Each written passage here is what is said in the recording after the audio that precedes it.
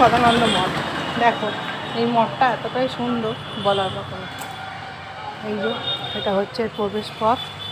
এই যে ঢুকছি, চারিদিকে কত গাছপালা, দেখো কি সুন্দর লাগছে, পুরোটাই গাছপালা ভর্তি।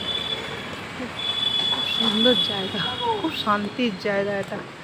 এই যে সব মানুষ বসে আছেন, ভালো যে লাগে। এখানটা খুব ঠান্ডা, ভীষণ ঠান্ডা।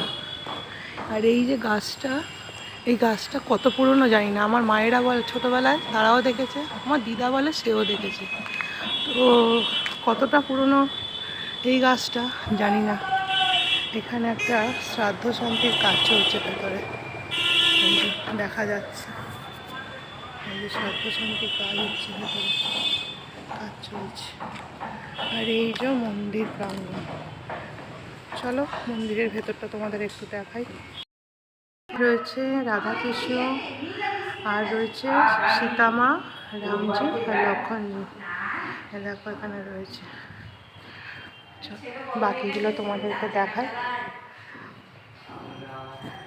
দেখো এখানে মা,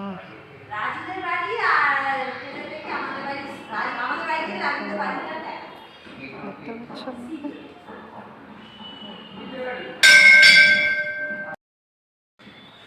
দেখো এখানে জগন্নাথ, বলরাম, সুভদ্রা সবাই রয়েছে।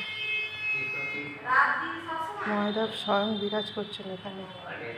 খুব সুন্দর, খুব শান্তি এখানে, ঠান্ডা, নিরিবিলি, ভীষণ শান্তি। তো সবাইকে ভালো রেখো, সুস্থ রেখো। আজ এখানেই শেষ করলাম। সবাই ভালো থেকো, টাটা।